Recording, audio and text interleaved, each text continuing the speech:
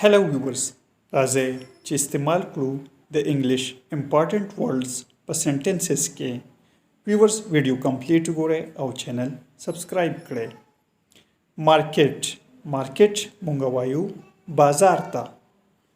فار ایگزامپل I saw him in the market. ما هغه په بازار کې ولیدو. بل ورډ دی شټ مونږ وایو بندولو ته. فار ایگزامپل شٹ دی ډور یعنی دروازه بند کړه.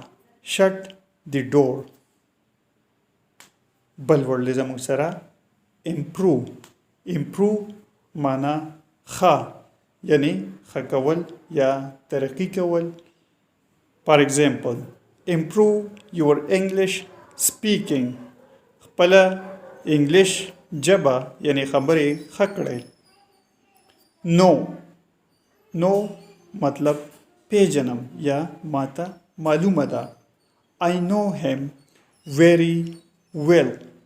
زه هغه ډېر ښه پیژنم. sad means خپه یا غمجنه.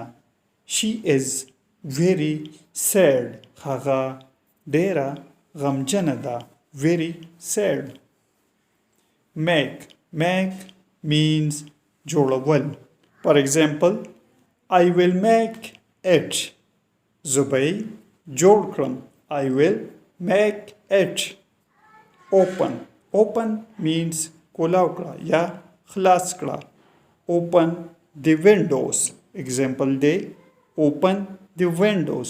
کړکۍ کولاو کړه یا خلاص کړه.